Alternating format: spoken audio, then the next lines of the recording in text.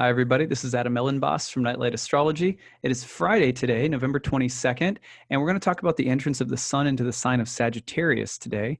We're also going to talk a little bit more about Mars's upcoming opposition to Uranus, which is perfecting in the course of less than a week now. And we're also going to talk about the conjunction of Venus with Jupiter a little bit more in depth. These are transits I've already talked about in previous videos, but there's always a little something you can add on to get the most out of these transits. We're going to dig into Firmicus Maternus today and see what an ancient astrologer thousands of years ago was saying about Venus's conjunction to Jupiter, which you can see in the western sky right now. It's really an amazingly beautiful thing to behold. And then we're going to take a look at one of my favorite astro cookbooks, which is called The Archetypal Universe by Ren Butler. I'm going to always pump his book. It's really good. And I'm going to give you some of what he has to say about the archetypal combination of Mars with Uranus, which is a great little section. So I'm going to try to turn you on to those passages today, and we're going to kind of deconstruct both of those transits a little bit more in depth. First, I want to talk about the Sun entering Sagittarius, what you can expect from that transit. Before I dive into any and all of this, I want to remind you that I am in the last 40 days of the calendar year for going on 6 years now. I rally the support of all of my viewers and readers to pitch in and support me financially in the year ahead. So my goal, last year we raised the support of 419 backers, people who donated and pitched in to support this creative content year round. And we're well on our way. We have 69 backers so far, and the numbers this year are really funny, by the way. Like 420 is the number. 420 is the number to beat, and 69 happens to be the number of the day. So, at any rate, we're doing really well. We have a really good pace going. And when you donate and pitch in to support my work, if you get something of value of this channel regularly, then I ask if you pitch in if you can. Your support helps for a lot of people who can't afford to pitch in and support this work. This is the main way that I earn my living every year. Is this fundraiser is the main way that I support myself and my family. So I'll tell you a little bit about what goes into my work, and I promise I won't talk too long. I'll get on to the point today.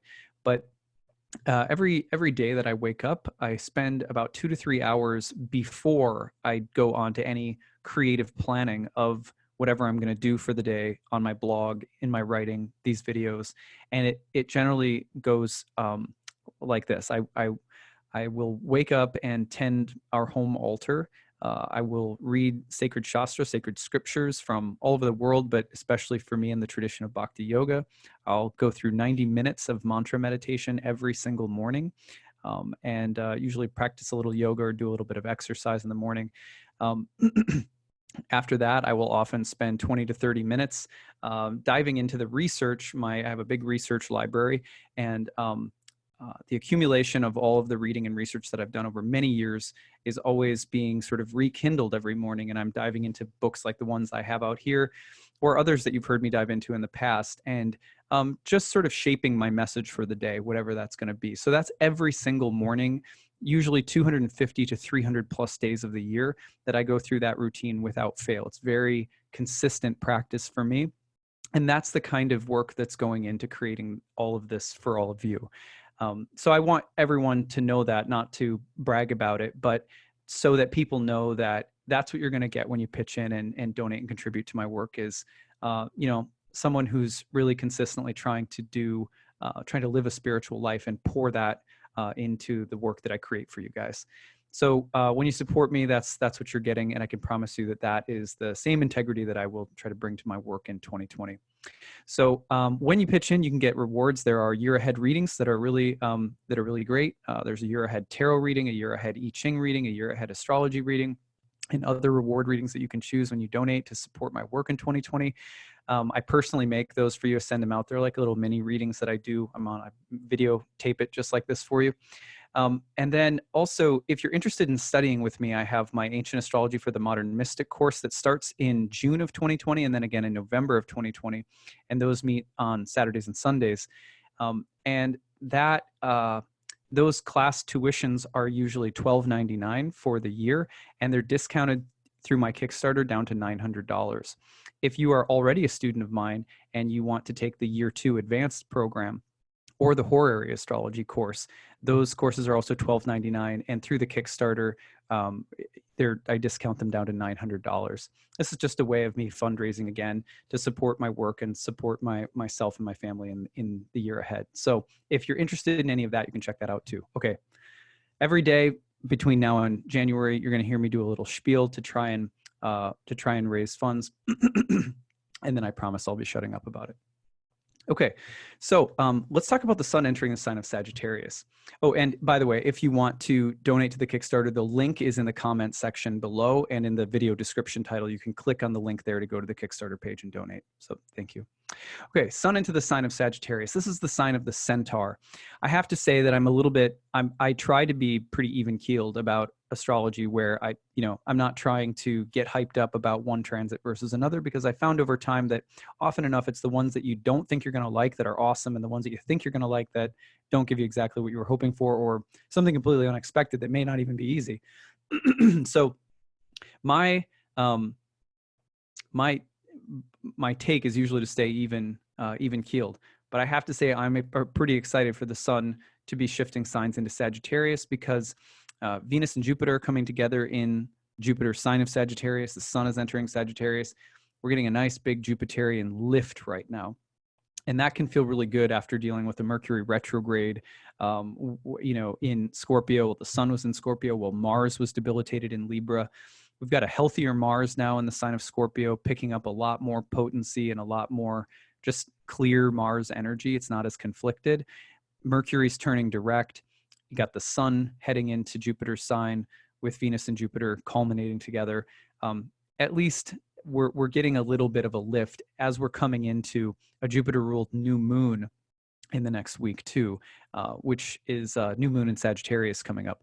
So first of all, I just have to say that sometimes you can just tangibly notice the difference when a planet like the sun moves into the sign of Sagittarius, just sort of picks up, lifts off, and it gives you just this feeling of returning hope, returning enthusiasm, kind of a shift in momentum psychically or energetically or emotionally, and that can be really nice.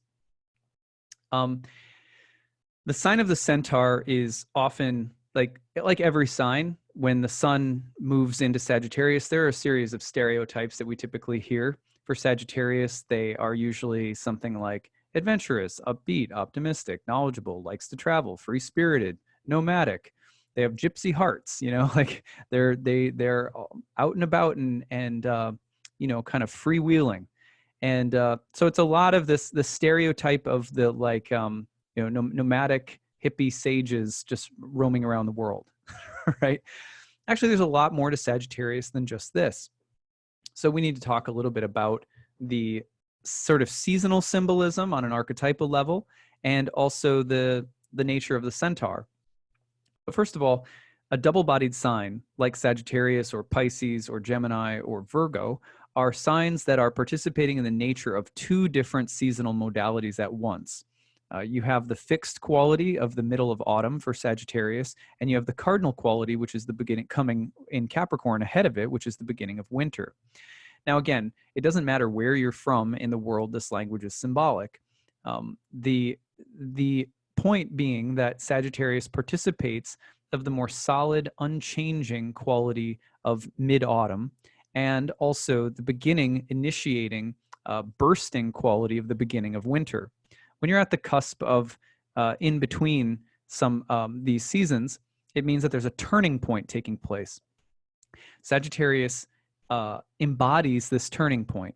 Another way of putting it is that the light is going down and down and down and down, and it reaches its furthest, the ecliptic path of the sun will go furthest south, stop at the winter solstice, and then begin to rise up. Sagittarius is about that part of the journey of the sun where it's going all the way down to the bottom of the basement, stopping, and then right as Sagittarius ends, the liftoff begins.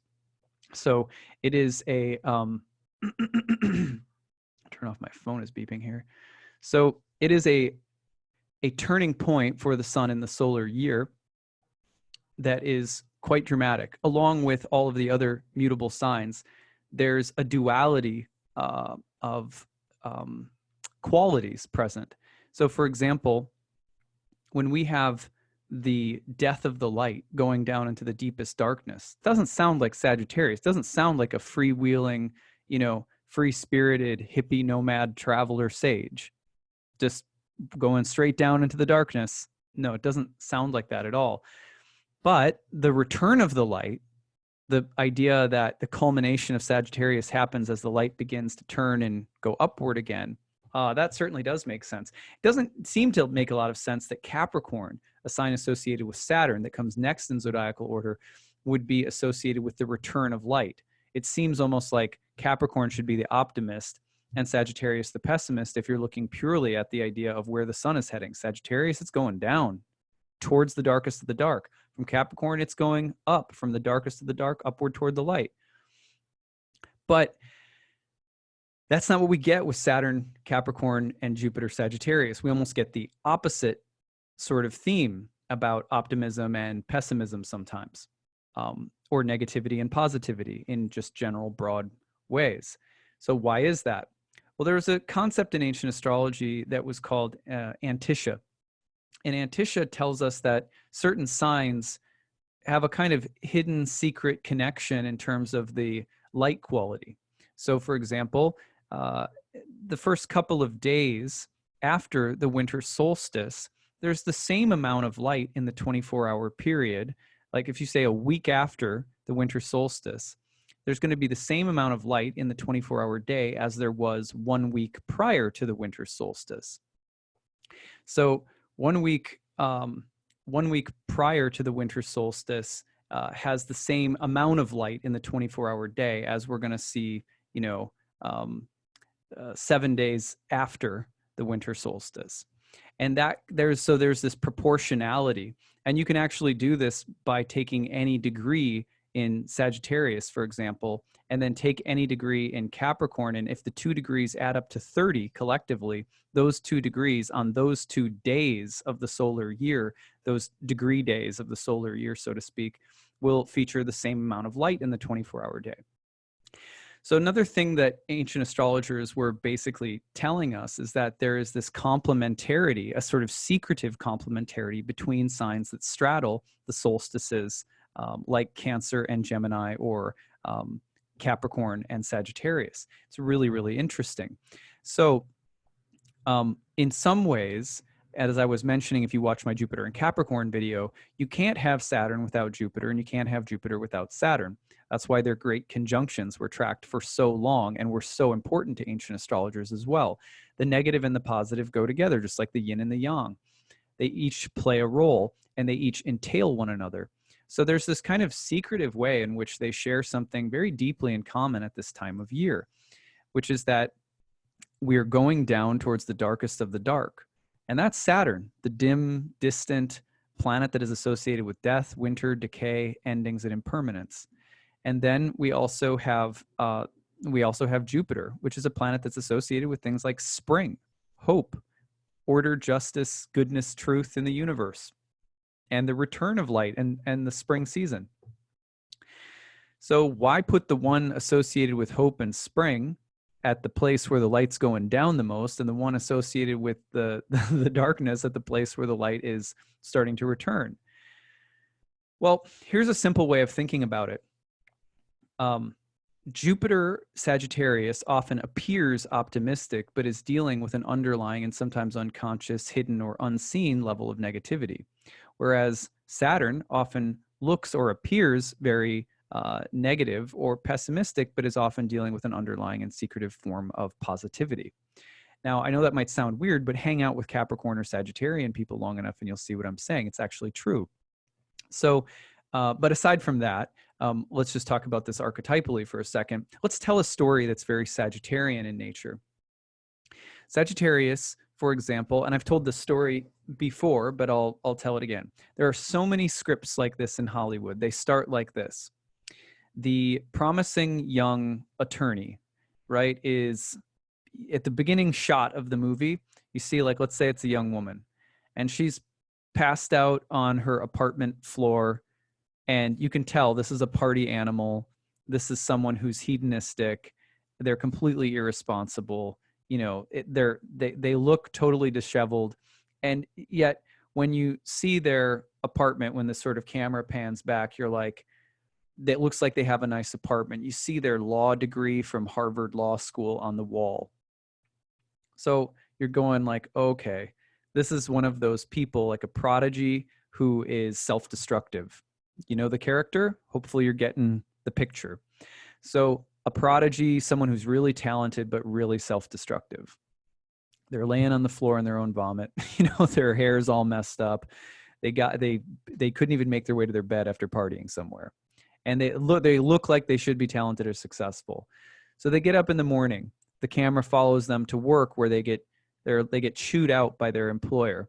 Similar character, you know, by the way, would be like Tom Cruise in what's the Top Gun. Tom Cruise in Top Gun. Hot Gun. Doesn't sound right. So Top Gun. He's like a maverick. He's really promising, but he's reckless. You know what I mean? Okay, so how does that part come into play? Well, let's take the movie forward another step. So before we talk about how this plays into Sagittarius, actually. So then what happens is that destructive but promising young woman in the movie, let's say, she goes to work, she gets chewed out, she gets fired from her job, and she's sitting there and she's just cocky, cynical, talented, but wasteful and self-destructive. And she suddenly gets approached one random day, or she sees on the street some crime happen. And she's there witnessing, you know, let's say a woman or a man or a homeless person, you know, get beat up very badly. And then she watches the police completely mishandle the situation. And then she says to herself, I'm going to advocate for that person. And so she ends up taking up a cause that's bigger than herself. Through happenstance, she was walking on the street with a cocky attitude, didn't even care that she was fired, just, you know, cocksure and like, whatever, they're, you know.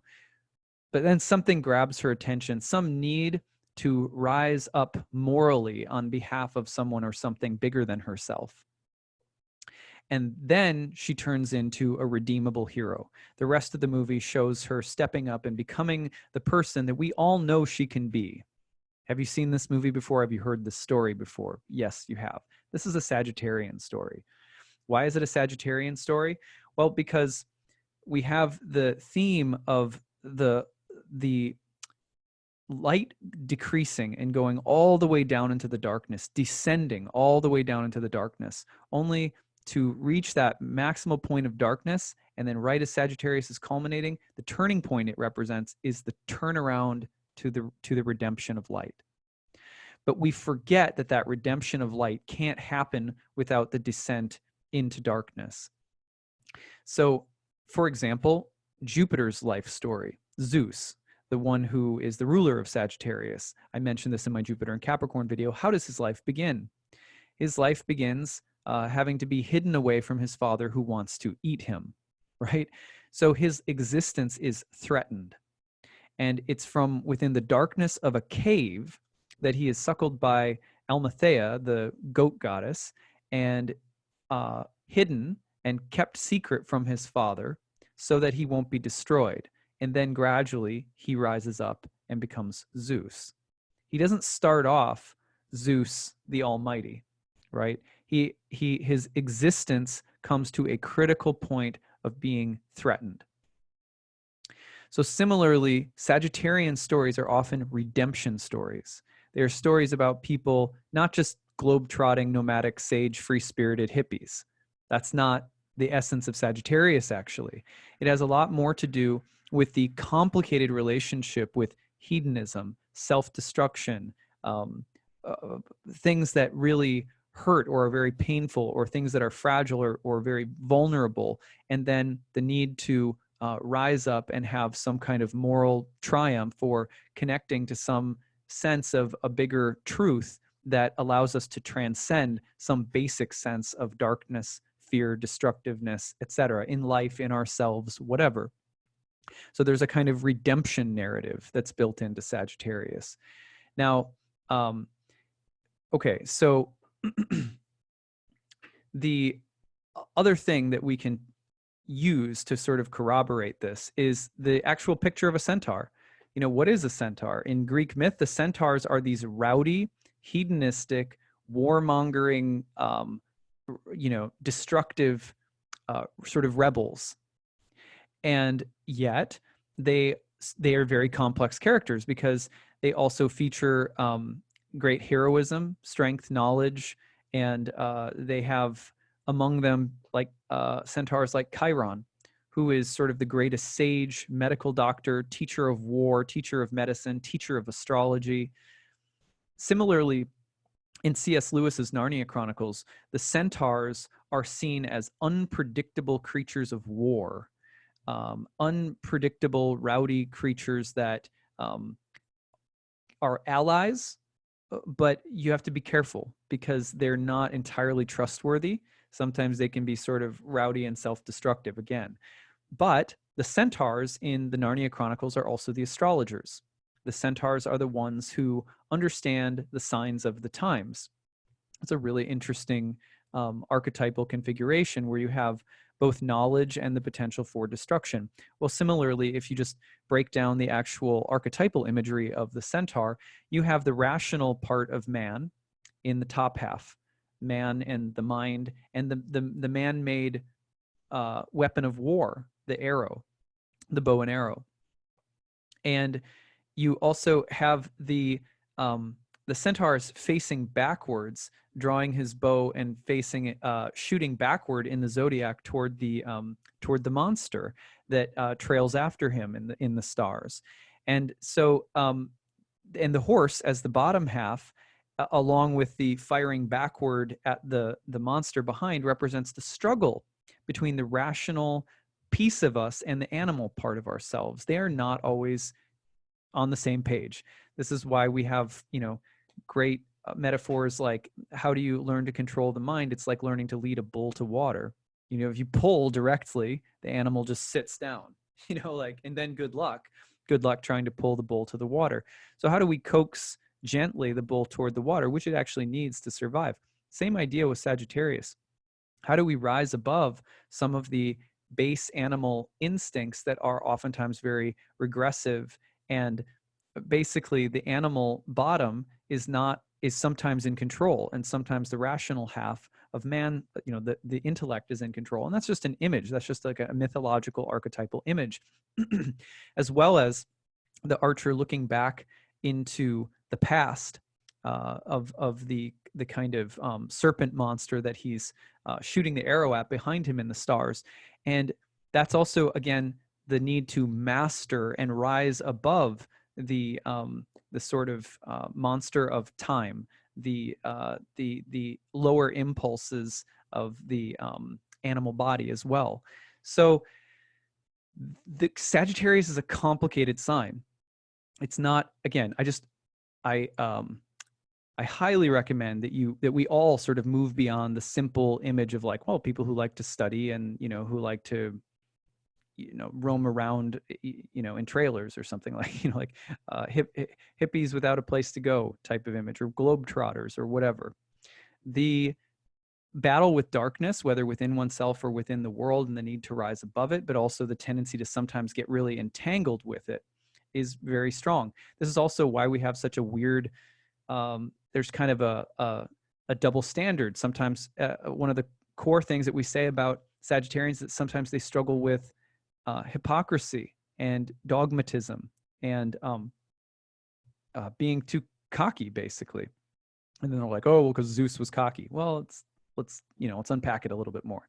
So the reason that Sagittarius will struggle with hypocrisy is because Sagittarius will be so strong, so Zeus-like about what Sagittarius believes is right, true, bigger principles, bigger belief systems, bigger values, noble aspirations, all Jupiterian stuff, right? But from time to time, that same strength and sort of certainty, it entails that when you're that certain and that you're rising up that strong, morally, spiritually, whatever, it tempts and pulls in the battle with the monster, with the lower urges.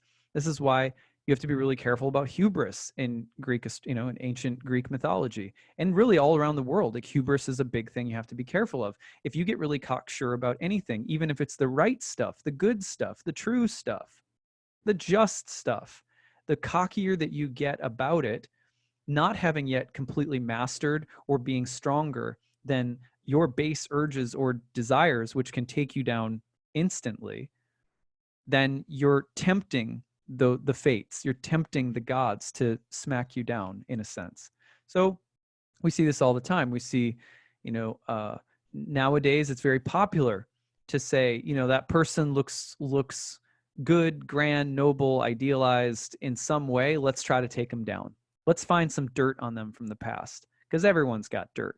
Do you see what I'm saying? That is the struggle that Sagittarius, the centaur archetype, is dealing with, is the battle between that sense of moral or spiritual or even intellectual heroism and triumph and strength, as opposed to the tendency to pull back down. That's why the movie starts with the prodigy child laying on the floor in her own vomit, can't get her crap together, needs someone or something bigger than herself to pull herself out of those destructive impulses.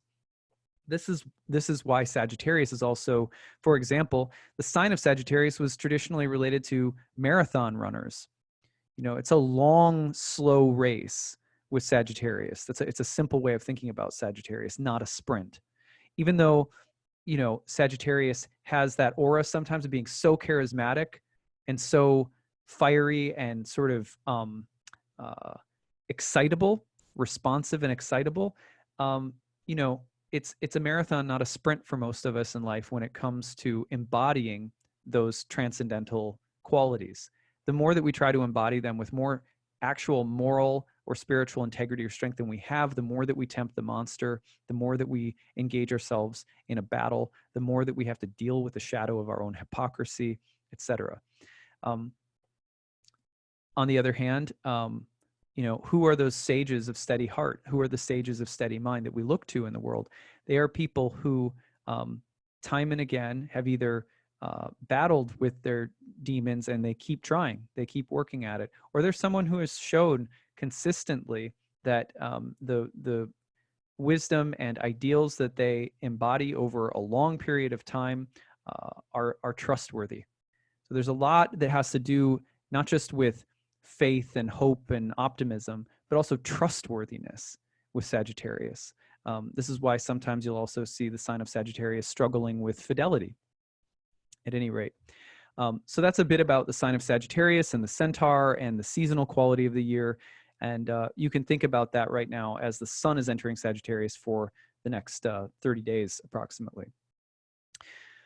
Now, let's talk about Venus and Jupiter getting together in Sagittarius, which is pretty exciting. I want to read to you guys something from Firmicus Maternus, who is a astrologer from the Roman Empire. And he has a book, I'll show you this edition, called Mathesis. And this is the James Holden edition translation that he did, which you can get on Amazon. Really nice. If you're ever going to read an ancient astrology book, this is one of the easier ones to start with because it's pretty clear and easy to read. And there's just a ton of really good information. If you're studying in my course, for example, Ancient Astrology for the Modern Mystic, this is one of those books where I would be like, this is one that's not going to kill your confidence as you're getting into ancient astrology. It's not so dense. At any rate, here's what he says about Venus and Jupiter coming together in the sky, which is happening right now in the late degrees of Sagittarius. If Jupiter and Venus are posited together in the same degree or in the same sign, footnote, in ancient astrology, conjunctions happened as soon as planets were in the same sign as one another, then they were considered conjoined in a certain sense or co-present, but they would also look by degree. Similarly, aspects in ancient astrology happened by whole sign first and by degree in a sort of secondary sense. So both were always considered, both whole sign aspects and degree-based aspects. This is, of course, within a system that also utilized whole sign houses. If Jupiter and Venus are posited together in the same degree or in the same sign, they denote the insignia of honor with the greatest grace of charm. So what does that mean? Like, how can we translate that into modern sort of, modern terms? Well, first of all, it is like winning an award. When Venus and Jupiter get together, there's this sense of being bestowed with something or receiving some kind of honor. And also the greatest grace of charm. This is another way of saying that you're well liked, or that someone or something will come into your life who will bless or honor you, who is very likable, or something that is very likable. Why is this? Because the very part is Jupiter, the likable is Venus. The charming, the greatest grace of charm, Jupiter is grace, Venus is charm. The greatest is Jupiter. They also always associate with good and great people and faithful friendships. Good and great people. Venus represents friendship, and Jupiter represents greatness. So Venus and Jupiter together indicate good and faithful friendships. They also always make those persons who are endowed with an honorable manner of morals and who observe the commandments of all religions with an upright faith. Let's reread that one.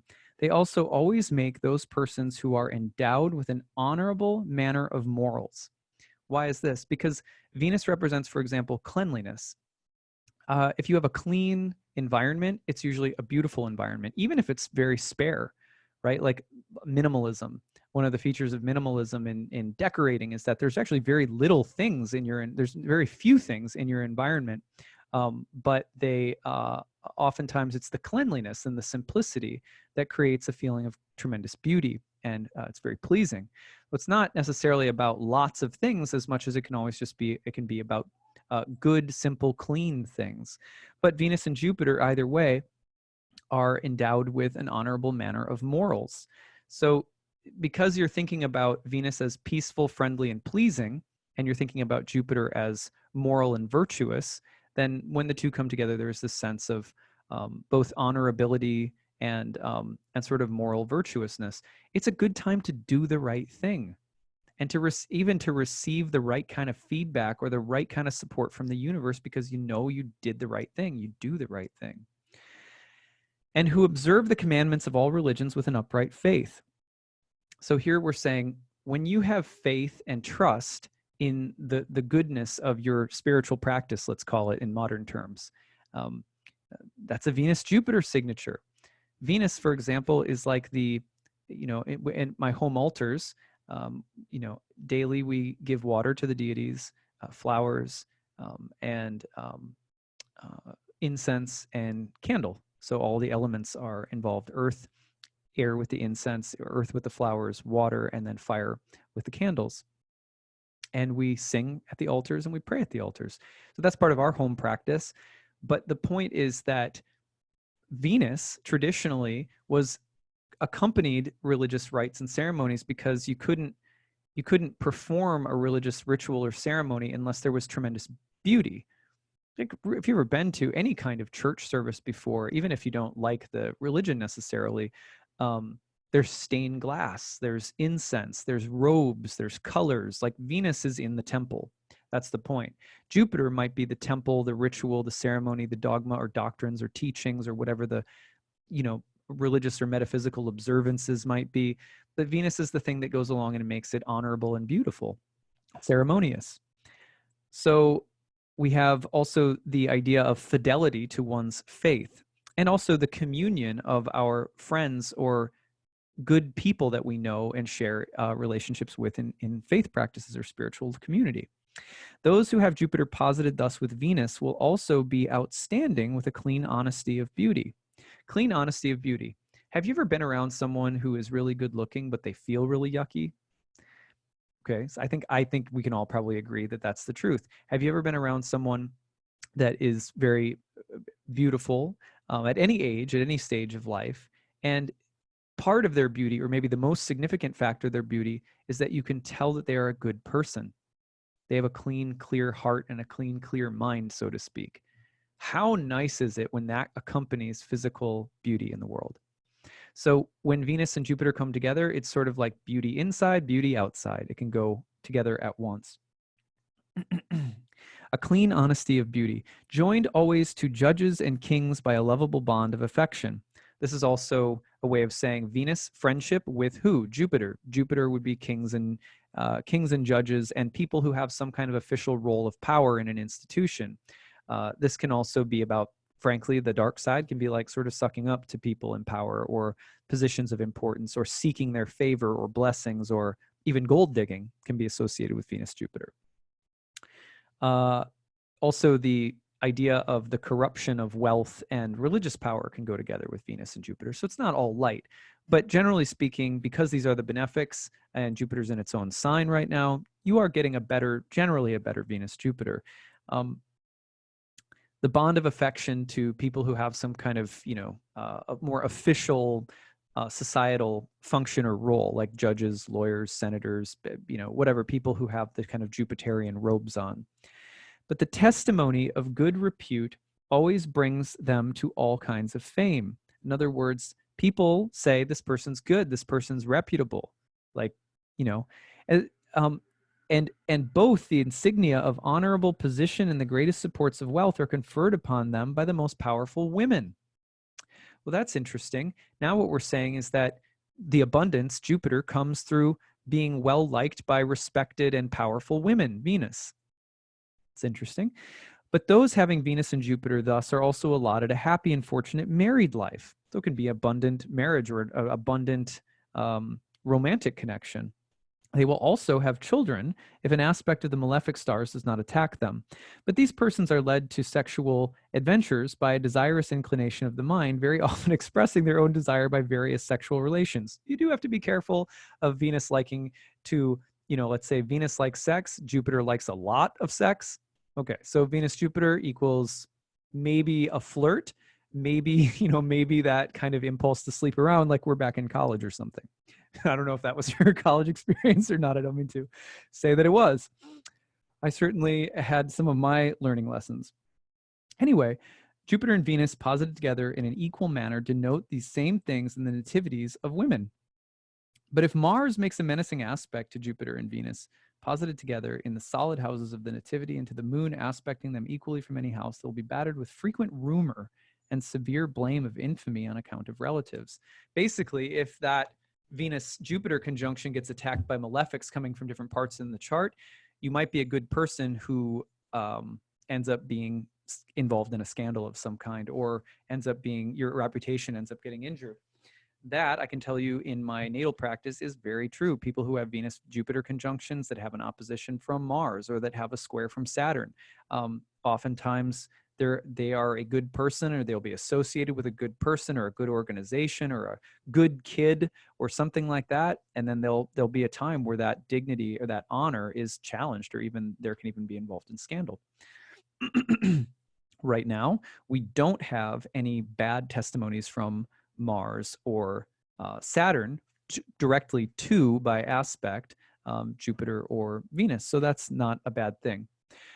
So I thought I would read that for you, just so you can also get a flavor for how beautiful and intricate some of the combinations archetypally of Jupiter and Venus were even thousands of years ago. There's a lot of other things that we can learn in ancient astrology that are really fantastic, which is why I love to educate modern astrologers about ancient astrology, because it really does nothing but strengthen your practice. Sorry, shameless self-promotion for my courses, my courses coming up, which are on sale right now through my Kickstarter. All right, now we're going to move on to the Mars-Uranus dynamic. And I'm going to show you another book that I really recommend getting if you are just learning astrology and trying to learn how to make the combinations of archetypal pairings of planets, like we're going to do now with Mars, if I can find it, and Uranus, 150. Okay.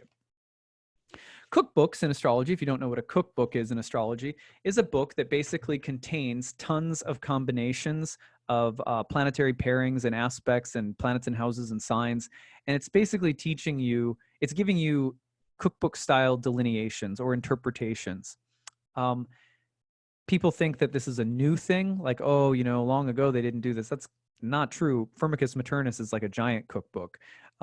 Astrologers make cookbooks, though, not so that you think, oh, there's only one way to make an interpretation, but so that you learn how to make interpretations. So The Archetypal Universe by Ren Butler is a fantastic modern archetypal cookbook.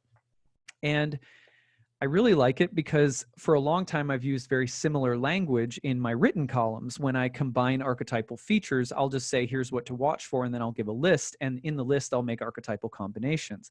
Mars-Uranus is perfecting over the next week. Venus-Jupiter is perfecting over the weekend.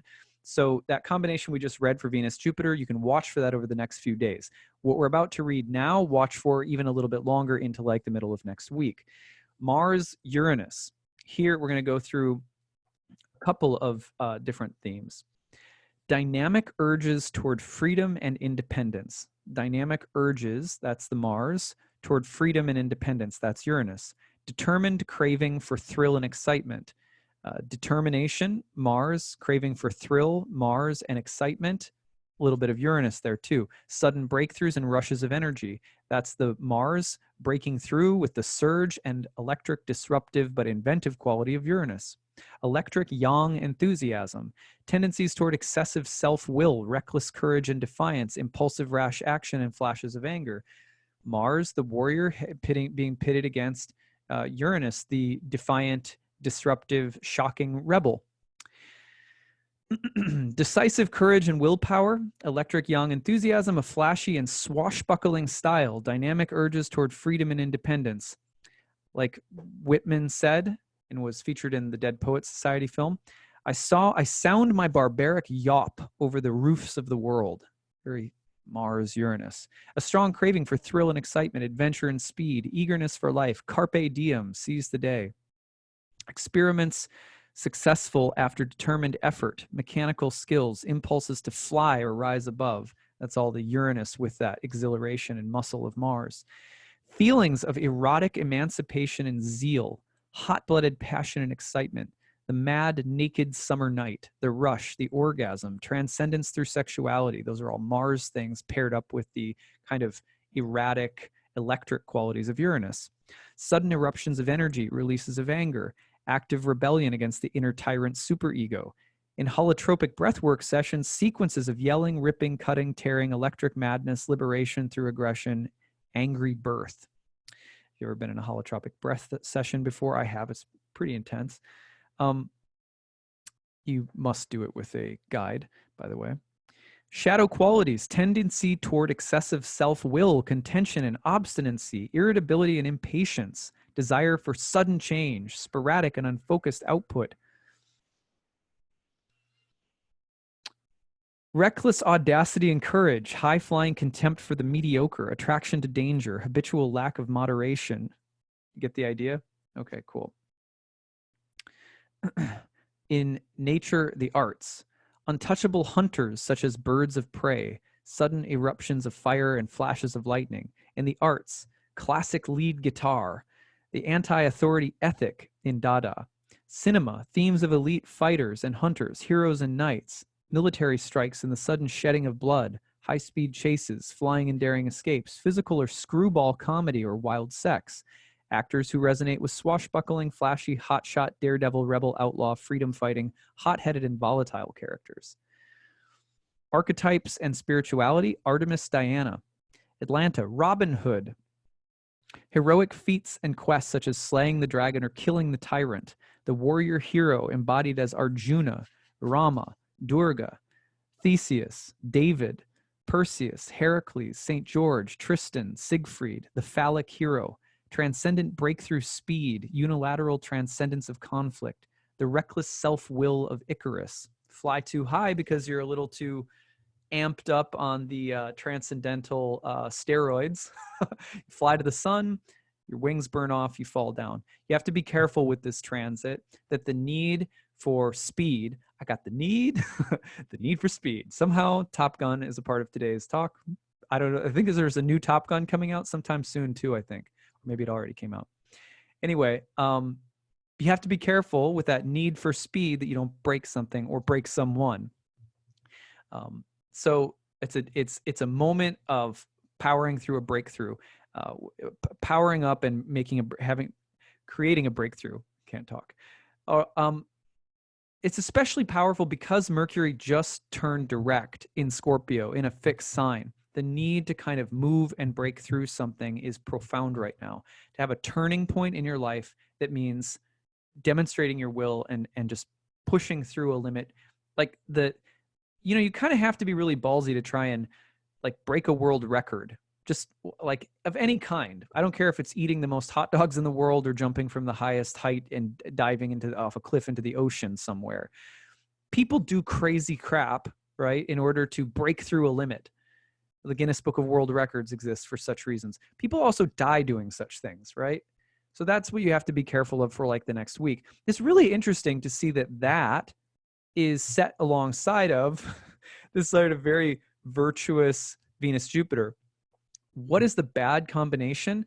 Venus-Jupiter's shadow side, one that I didn't really mention, is excessiveness, indulgence.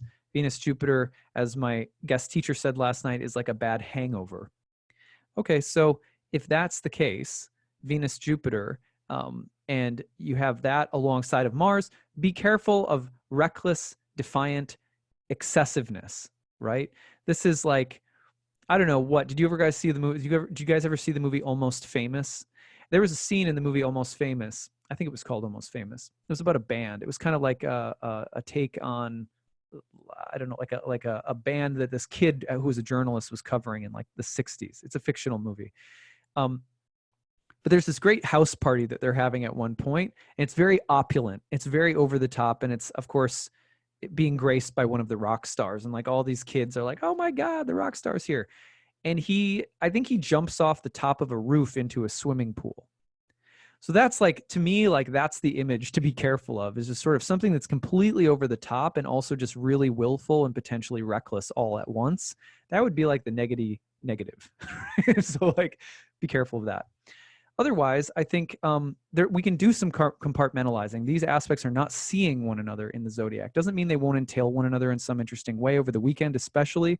But it's not like they have to be together at once. So I hope that this was interesting.